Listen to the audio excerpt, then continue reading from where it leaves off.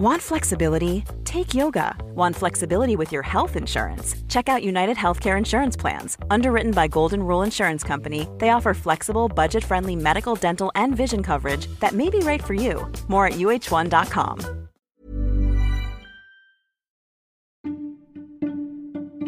I know you care about the war in Israel right now, and you've been reading the headlines. Massacre in Gaza, genocide perpetrated by Hamas. No, by Israel. But if you've been following long enough, you know one thing. This stuff seems complicated. And honestly, no one can really just pick a side or decide an opinion without really learning, without really knowing what you're talking about. And that's why I wanted to tell you about this podcast. Check out Unpacking Israeli History, now in its 6th season.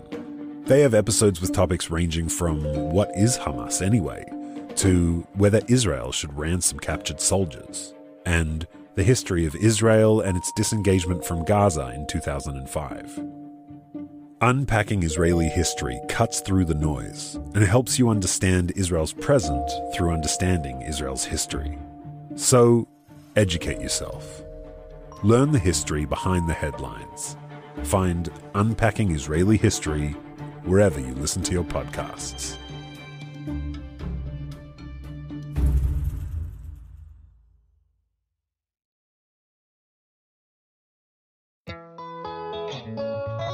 With what seems like an endless amount of information at our fingertips, we tend to forget that wondering about things is really part of the journey to finding answers we're looking for.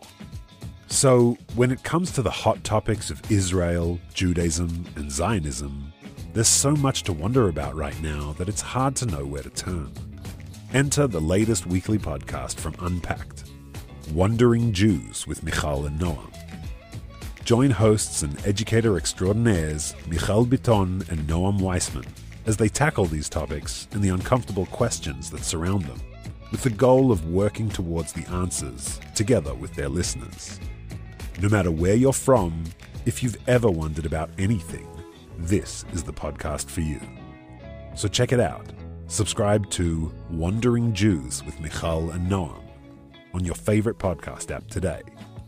Wandering Jews is brought to you by Unpacked, a division of Open Door Media.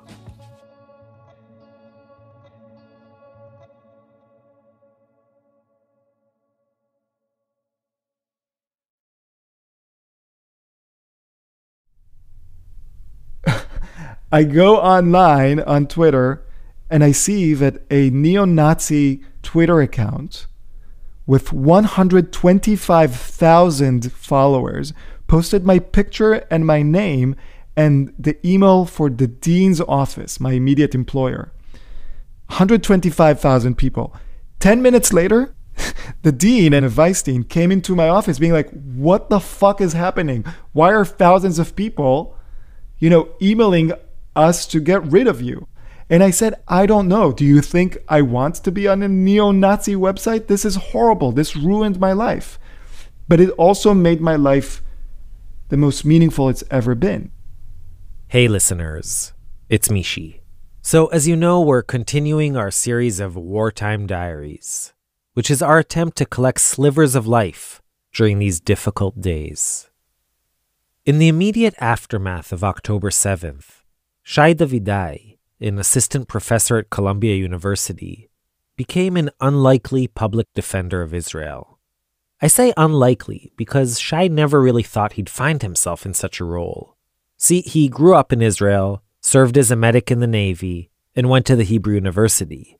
But as a committed left-winger, he was usually critical of the Israeli government and often took to the streets to demonstrate against its policies.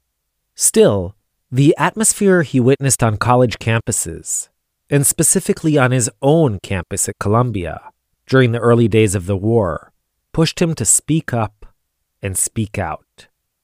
In his very first collaboration with Israel Story, Nir Gorali, one of Israel's most celebrated podcasters, got on a transatlantic call with Shai to talk about that experience. Here's Shai. How many followers I have on Twitter. So on October 6th, I had about 900 followers on Twitter. who are mostly just nerds like me from other universities talking about research. Right now, I have, last I checked, about 31,000 followers on Twitter. I started speaking up about how I feel. It resonated with a lot of people. They started, sharing because they said, yeah, this is exactly what it feels like to be Jewish right now in the United States. This is exactly what it feels like to be Israeli that lives in Australia. And then after a while, the haters found me. And they started sharing my stuff, and they gave me the best platform ever. I didn't want this attention, but now that I have this platform, I feel like I have to use it. My name is Shai Davidai. I'm 40 years old, and I'm an assistant professor of management at Columbia Business School. My wife and I came to the US in 2010, 13 years ago. We were 27, we were young, we just wanted an adventure. And I went to Cornell for graduate school. I got a PhD in social psychology. And my wife went to Columbia to get a Master's of Fine Arts. And we've been here ever since. Was your Jewish identity meaningful to you before coming to the United States? My Jewish identity has always been a part of me. I was always interested in reading about, the biblical stories. Even though I'm a complete atheist, I think they're incredible, interesting ideas. But it's never been my public identity. It was just something personal that I always cherished, and it was just part of who I am. I'm Israeli, I'm Jewish, I love punk music, I'm a father, I'm a husband, there's all these different things, but it never was like, the focus of who I am. It's obviously become a bit stronger here in the US because growing up in Israel, you don't need to think about the fact that you're Jewish. It's the only place in the world where Jews are in the majority. So, if you grew up in central, Israel like I did, you're Jewish because it's in the water. It's invisible. It's the David Foster Wallace thing where he says like two fish, in the ocean, and one says to the other like, how's the water? And the other one says, what's water? It's like it's everywhere, so you don't think about it. When we had our first son, and then we now have also a daughter, we had to start thinking about how do we model our kind of Jewishness to our kids. We can't just sit back and wait for them to learn it on their own, which is what will happen if we were in Israel. So we started giving them a little bit more information, a little bit more cultural background. We've never taken him to a synagogue until last Hanukkah. So October 7th pushed us to take him to a synagogue. But other than that, it was very much kind of like, we need to figure out a way for my son and my daughter to be proud Jews, not just to be Jews because that's who we are, but like to be proud. It's part of who you are. And what about your Israeli identity? Yeah, look, my Israeli identity has always been like my business card in the United States. First of all, my name is Shai, right? Already people are like, who the fuck is this guy? Second of all, like, I'm very Israeli in my mannerisms. When I came here, I sounded differently, right? Like, I show this to my students to exemplify what prejudice looks like, right? When I came here, I would talk like this, right? Because this is how we talk. Like me, yes. And and that's because this is who we are.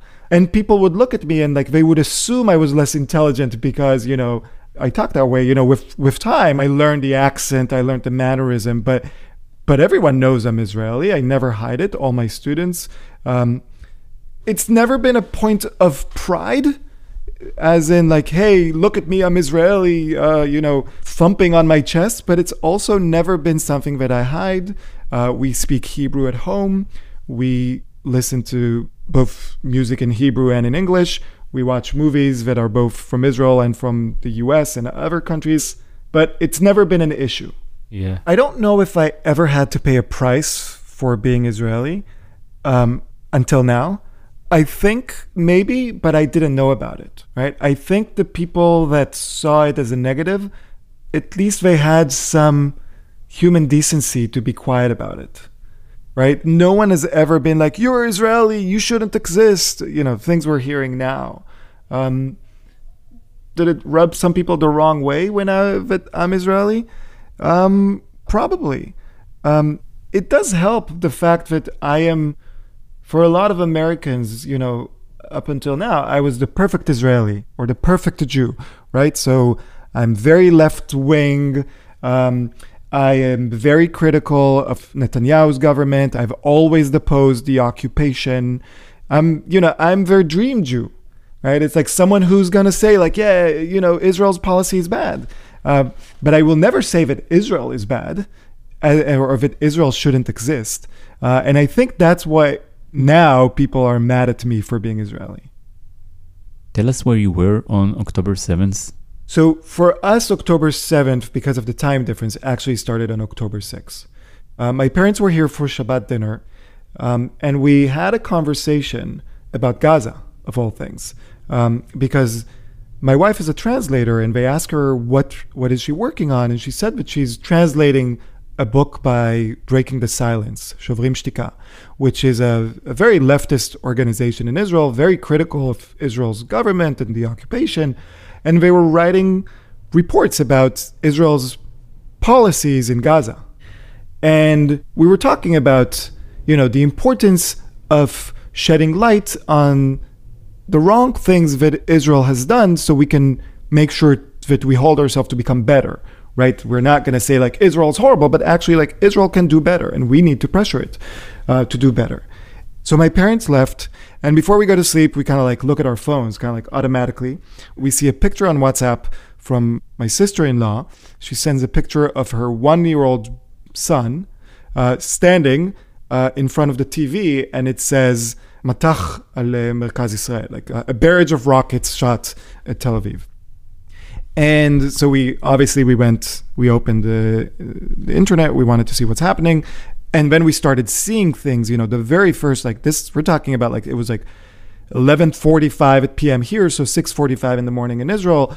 And we seeing like everything happening in live, right? Like the first thing I think we saw was a white Toyota full of Hamas terrorists driving downtown Sderot and just shooting randomly at people, shooting at houses. And we couldn't believe our eyes. Like it wasn't happening somewhere else to someone else. It felt like it's happening to all of us. That's where we were. So we stayed up all night, just glued to the screen. And I realized that things here are going to change dramatically on October 12th. So on October 11th, we had a meeting at Columbia Business School, a meeting for all the Jewish and Israeli students, just to like have a place for them to come and talk about their shock and their grief. And look, this is the first time that I cried in front of my students. People were sharing their stories. People were talking about everything. And it was beautiful. It was sad and painful and beautiful. And then one person showed us this letter signed by two organizations, Students for Justice in Palestine and Jewish Voice for Peace, that they released on October 8th. So a day after the massacre. The massacre was still going on, right? So October 8th, there were still terrorists like fighting in Israel, and trying to kill as many Israelis as possible. And the letter said that October 7th was an historic day, that this is resistance, that this is a success. All the horrible things that we've gotten used to hearing since then. But that was the first time that I saw it. And we were all shocked. We told the dean, like, this is not going to be good. This is going to be bad. Like, school has to put a stop to this. And the dean was great. He promised us he'll do his best. The next day at 8 in the morning, he went to a meeting with the president of Columbia and all the other deans. What I understand is that he told everyone what this is about. That this is not about pro-Palestine, which is an important thing. You should be pro-Palestine because Palestine deserves a state. But this is about support for Hamas. And I know for a fact that the president of the university read the letter. So she knew what these protesters are saying.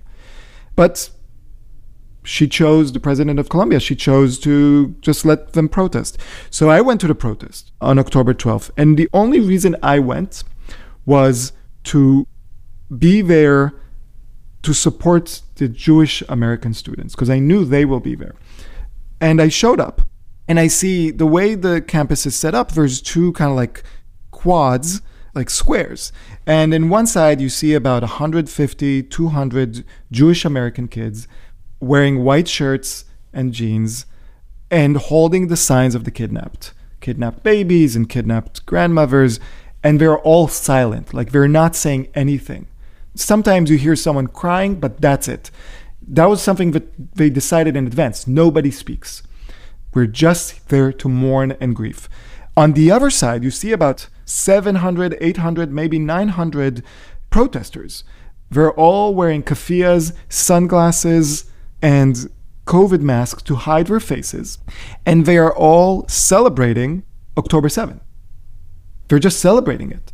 And I was in the middle there, just standing in the middle with the thought that if someone comes for the Jewish students, they'll have to get through me first. Better me than the 20-year-old American Jewish kids. And at one point, one of the professors there, the vice dean at Columbia Business School, Oded Netzer, he leans over to me and he says, this is the anti-Semitism that our parents and grandparents warned us about. And we didn't listen. And the moment he said that, everything changed for me. Because up until that point, I thought this was about politics. That they disagree, that they support, things that I think are abhorrent, but this is just about an ideological difference. At that point, when he said that, it's like the curtain was pulled and I realized that it's actually about hate. They don't want to debate Israel's policies. They want to debate Israel's existence, right? There's nothing Israel can do to be okay. For them, the fact that Israel exists is already the problem. And when I realized that, everything changed for me. It's before even one IDF soldier set foot in Gaza. Remember, the letter came out on October 8th, meaning that they started working on it on October 7th. So now they say that they are fighting what Israel is doing and has done in Gaza, which, by the way, should, be criticized because criticism is okay. But that's not really their motivation. No, they started by celebrations, not by saying that Israel is doing something wrong. That day was the moment that I realized I need to say something. The first moment I spoke up was a week after October 7th. I went to an event the JCC was organizing, and it was kind of like a memorial service. There's certain songs to commemorate the dead, certain things that we say, not Jewish, secular things. So I went there. It was beautiful. This guy was playing guitar. People were singing and crying together. Then a person whose brother-in-law was kidnapped. And he happens to be living here in New York City. This guy came and talked about his brother-in-law and about his sister's experience, how she escaped. And it was horrible. And then another person from the family of people who were slaughtered on October 7th came and talked about their experience. And I felt like an urge inside me to say something. So very spontaneously, without preparing anything, I stood up and I said, I'm Shai Davidai. I'm a professor. I'm an Israeli professor at Columbia Business School. I was there on Thursday when the president of Columbia University and its board of trustees allowed for a pro-Hamas rally in the name of free speech. And I talked about how what we're experiencing is horrible and how hypocritical and morally corrupt it is that the universities are silent. And not only are they silent, but they're actually allowing people to celebrate this. You would never imagine at Columbia University, NYU, Harvard, anywhere else, you would never imagine that they would allow a pro-KKK rally. They would never allow a pro-Al-Qaeda or pro-ISIS. Yet when it comes to Israeli lives, when it comes to Jewish lives, they allow a pro-Hamas. And, so I spoke up, and all of a sudden people started thanking me. And I was like, it was weird, but they were reacting to something. It was okay. I went home and we had friends over, and I showed them the video, and we decided I'll put it on YouTube and share it with the world. So I posted it on YouTube and I labeled it Dear Minush Shafiq, which is the president of Columbia University. It's kind of like an open letter that I sent her. And about 20,000 people saw this. And I was like, this is amazing. Now things will change. That was the first time I spoke up, and obviously nothing changed. A few days later, you spoke again at Columbia University, and this video really went viral. I am a dad. I have 2 beautiful children. And I'm talking to you. I'm speaking to you as a dad. And I want you to know, we cannot protect your children from pro-terror student organizations because the president of Columbia University will not speak out against pro-terror student organizations because the president of Harvard... So I spoke up, and when we went to sleep, I told my wife, if we hit 50,000 or 100,000 views, this will change everything. The world will wake up and we can go back to living our normal lives. We woke up and the video was seen and shared by millions of people.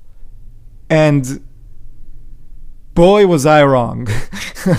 It's not that the world didn't know, it's that the world didn't care. And at that point, something interesting happened. Many in my social circle, colleagues in academia, people in my field, people I thought were, had my back. They didn't say anything against me, but they also didn't stand up for me. And while all this was going on, you kept going to work as usual? The first 4 weeks after October 7th, I almost didn't go to work at all. I was lucky to not be teaching in the previous semester. That semester it was my research semester. So I continued to work from home. Around a month, 6 weeks after October 7th, I started feeling comfortable going into campus 1 time a week, 2 times a week.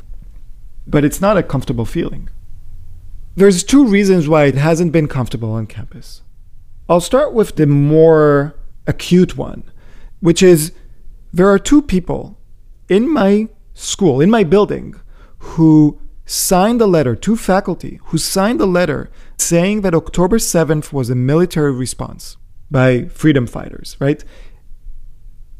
And they're basically saying that when women like my wife, who's Israeli, are raped by Hamas terrorists, that's okay because it's a military response. Or when babies, 2-year-old babies, are shot in the head or stabbed in the heart by Hamas terrorists, that's okay because that's resistance. Even though my daughter is Israeli and 2-year-old. So I realized there are people in my building that I could go into the building, take an elevator with, who see my family's life as dispensable. So that was hard. And it's still hard. I don't know. How can I face them? How can they face me? But so that was the acute reason for not going in. And the fact that the school hasn't said anything about these people, even though they have been public about it, in addition to many, many other professors around the university. And we have to remember, these are also people that have power over me. They are senior professors. I'm a junior professor.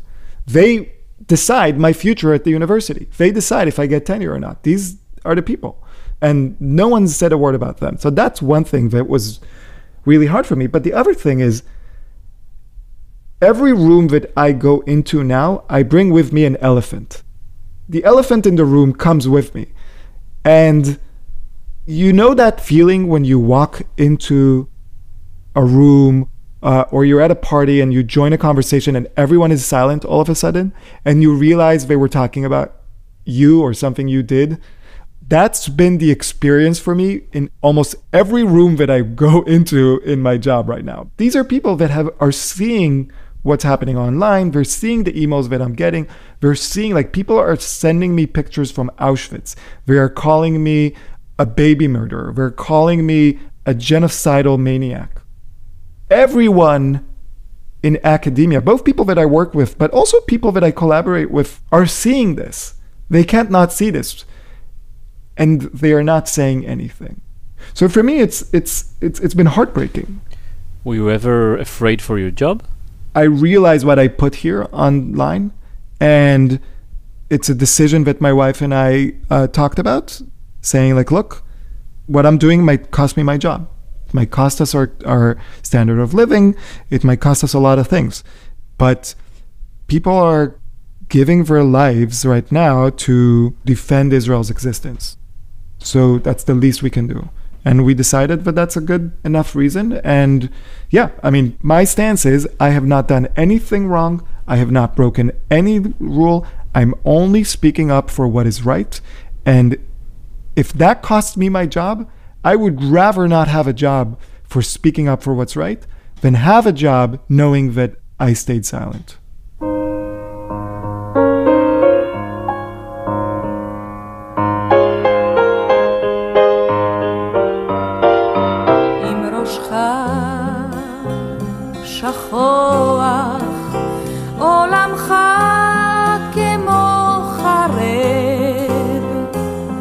ביקשת לב שמבין ואוהב,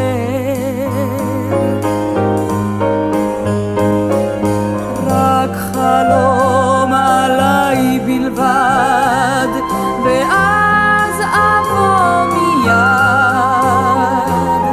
לשלוח אור גם אם לילך הוא שחור.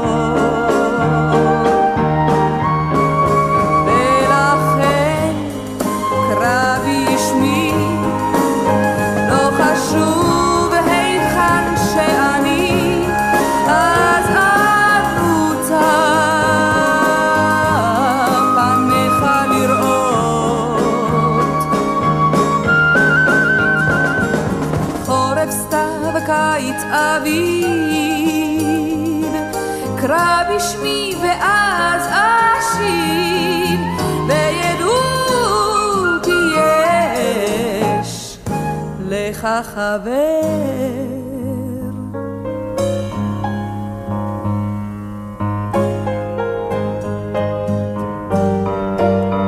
אם קדרו שמך שחור, ופתאום שוב רוח צפון נשבה,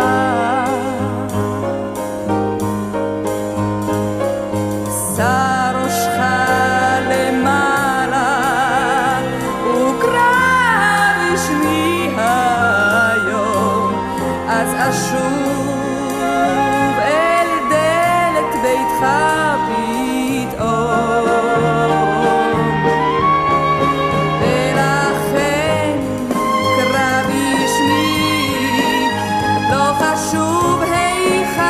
שאני אז ארוצה, כן ארוצה, פניך לראות.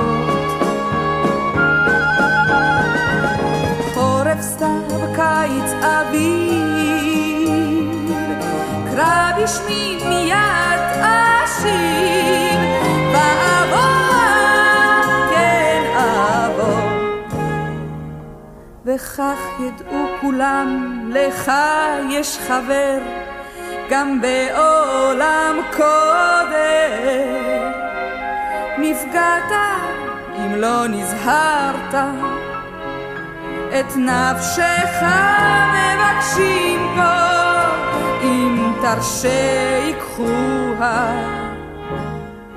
ולכן קרא בשמי, לא חשוב היכן שאני, אז ארוצה, כן ארוצה, פניך לראות.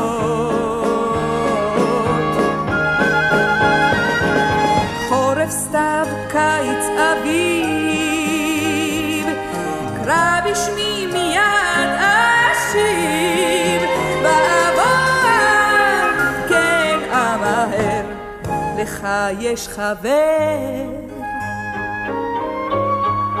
לך יש חבר, ואין טוב מזה אם יש חבר, או כן, אם יש חבר.